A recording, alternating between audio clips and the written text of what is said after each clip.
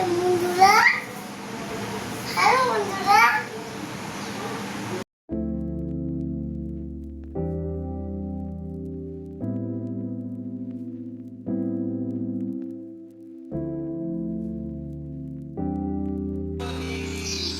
নমস্কার বন্ধুরা, আশা করি তোমরা সবাই খুব ভালো আছো। আমিও খুব ভালো আছি।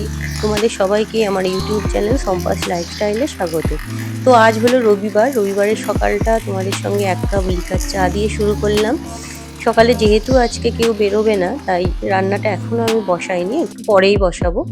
তো শুধুমাত্র দুধটা একটু গরম করে নেব। ছেলে যেহেতু কর্নফ্লেক্স খাবে একটু পরে, তো দুধটা একটু আগে গরম করে নিয়ে কর্নফ্লেক্সটা ভিজিয়ে রাখলে ওর খেতে সুবিধা হয়, তাই দুধটা গরম করে নিচ্ছি।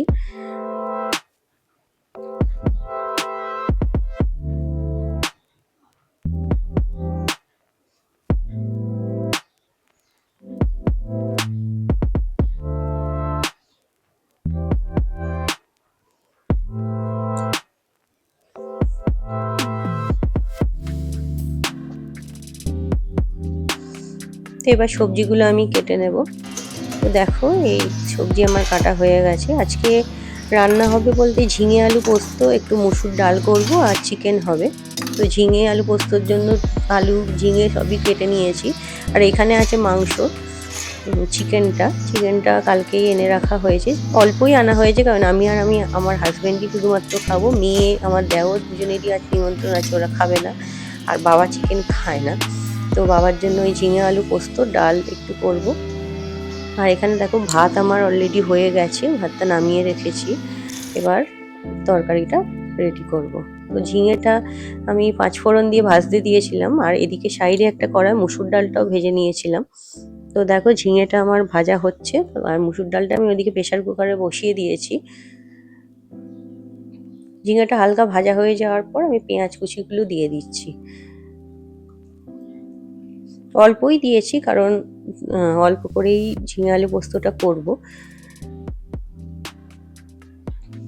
তো যতক্ষণ ঝিঙে আর পেঁয়াজটা ভাজা হচ্ছিল, আমি পোস্তটা বেটে নিয়েছি। দেখো, এবার পোস্তটাও দিয়ে দেব।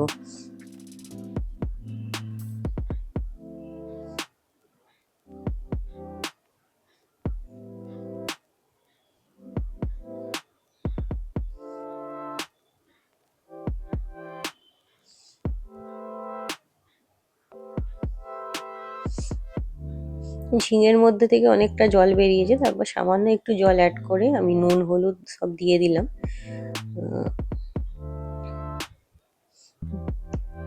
তো এইদিকে আমি মাংসটাও এবার বসিয়ে নিচ্ছি।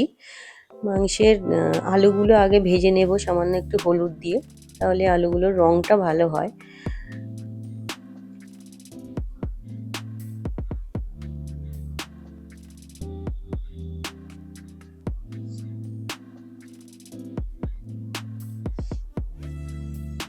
দেখো, আলুগুলো মোটামুটি ভাজা হয়ে গেছে, আমি তুলে রেখে দিয়েছি। এবার ওই কড়াইতে তেলের মধ্যে গোটা গরম মশলা, জিরে, তেজপাতা এগুলো ফোড়ন দিয়ে দেব। ভালো করে এগুলো একটু ভাজা হয়ে গেলে তারপর কুচানো পেঁয়াজগুলো দিয়ে দেব।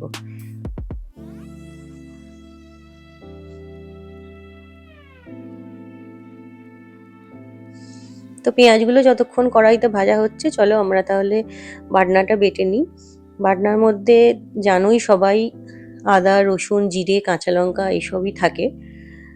তো এগুলো আমি এই জিরে গুঁড়োটা না ইউজ করি না। আমি গোটা জিরে বেটে রান্না করাটাই ভালো লাগে আমার। তো আমি এই যে বাটনাটা বেটে নিচ্ছি এদিকে।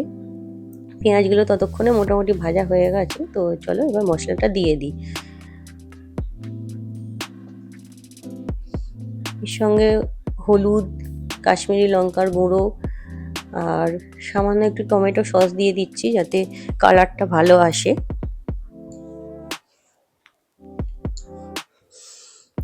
নুনটা আমি এই মুহূর্তে দেবো না, নুনটা পরে দেবো। আগে মশলাটা ভালো করে কষিয়ে নেব।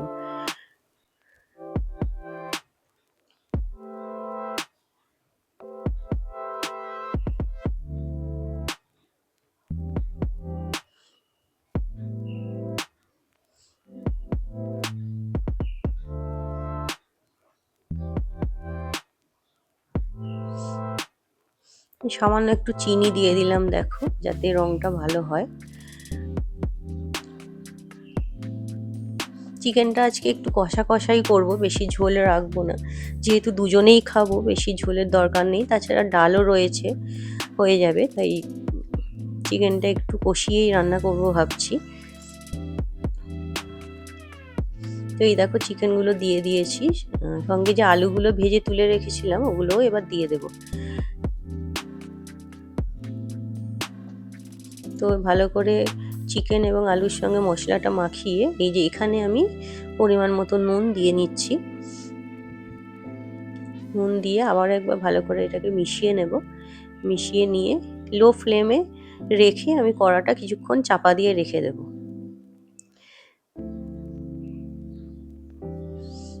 লো ফ্লেমে এখানে 15-20 মিনিট চাপা দিয়ে রাখলে মাংস থেকে তেলটা খুব সহজেই বেরিয়ে যায় আর কষাটা খুব ভালো হয়।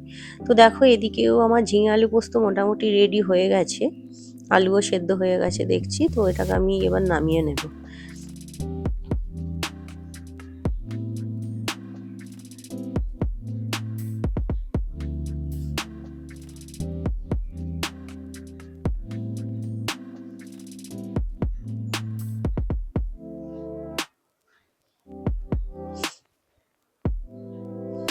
মাংসটা থেকে দেখো সামান্য জল ছাড়তে শুরু করেছে। তো তোমাদের আগেই বলেছিলাম মেয়ের আজকে নিমন্ত্রণ আছে, তো উপরে গিয়েছিলাম চিকেনটা চাপিয়ে দিয়েই ওকে রেডি করার জন্য। তো ওকে রেডি করে দিয়ে তারপরে নিচে গিয়ে আবার রান্না আরম্ভ করবো।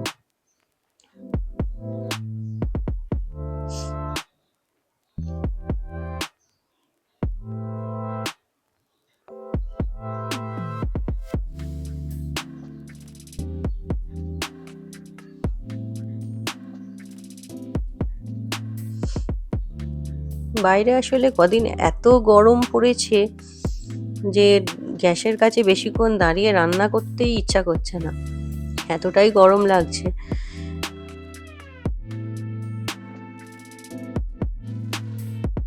এই দেখো চিকেনটা আমার অনেকটাই তেল ছেড়ে দিয়েছে, আরো কিছুক্ষণ রাখলে আরে একটু সামান্য চাপা দিয়ে রাখবো।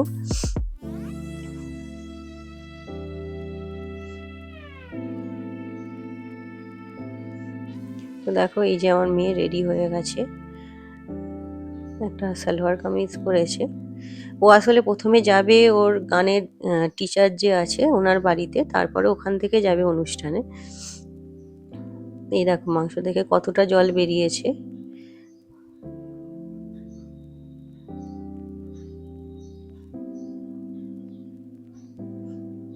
এই যে মেয়ে বেরিয়ে যাচ্ছে, মেয়ে রেডি হয়েই বেরিয়েছে একবারে। ও গানের টিচারের বাড়ি থেকে তারপরে ওখান থেকে ওর বাবা ওকে অনুষ্ঠান বাড়িতে দিয়ে আসবে। ওর একারই নিমন্ত্রণ ছিল, ওর যে ইংলিশ টিচার ওনার মেয়ের অন্নপ্রাশনের নিমন্ত্রণ ছিল। তোমরা দেখেছিলে কদিন আগে একটা গিফট কেনা হয়েছিল সেখানে দেওয়ার জন্য। তো সেই নিমন্ত্রণ বাড়িতেই যাচ্ছে। তো দেখো আমার চিকেনটা আমি ওদিকে বসিয়ে দিয়েছি, তা ততক্ষণে যে কটা বাসন পড়েছিল আমি ওগুলো মেজে নিলাম, যাতে কাজটা এগিয়ে থাকে কিছুটা।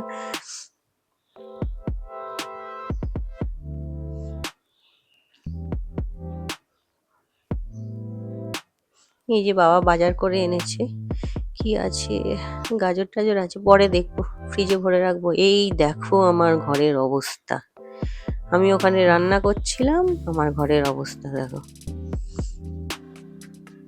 দেখেছো? এই রকম বয়সী বাচ্চা যাদের বাড়িতে আছে আমার ছেলের মতো, তারা সবাই এই অবস্থাটার সঙ্গে, এই পরিস্থিতিটার সঙ্গে খুব পরিচিত, তাই না? দেখতে পাচ্ছ আমার ঘরের অবস্থা, দেখতে পাচ্ছ? ও কিন্তু একটা খেলনা নিয়েও খেলেনি, ও ওই ঝুড়িটাকে নামিয়েছে, নামিয়ে খেলনাগুলোকে সারা ঘর ছড়িয়েছে, ছড়িয়ে ঘর থেকে বেরিয়ে গিয়ে অন্য কাজে ব্যস্ত হয়ে গেছে, খেলনাগুলো ছড়ানোই আছে। হ্যালো বন্ধুরা। হ্যালো বন্ধুরা। দেখেছো কি বলছে, হ্যালো বন্ধুরা। হ্যালো বন্ধুরা। চলো গুছিয়ে ফেলি। এই দেখো আমি গোছাচ্ছি দেখে ও এবার সব তুলতে লেগে গেছে খেলনা হতে, পুরো ঘর ভর্তি করে সব খেলনা ছড়ানো।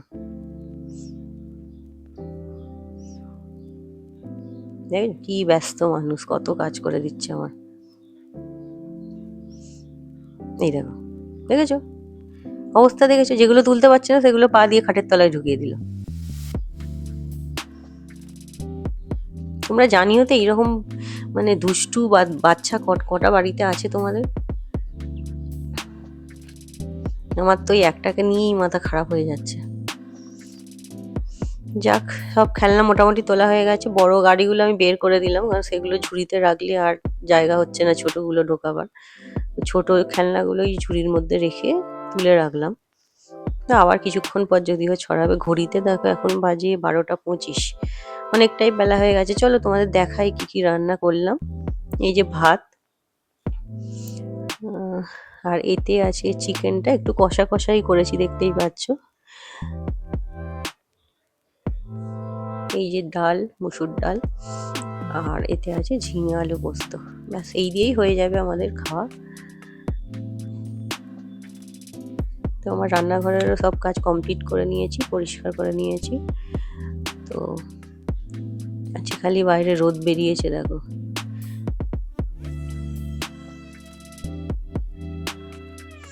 এই যে দুপুরবেলা পুজো টুজো সেরে এসে আমি খেতে বসেছি।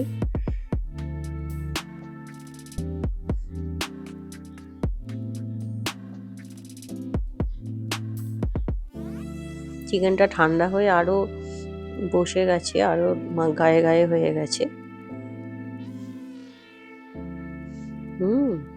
সুন্দর খেতে হয়েছে।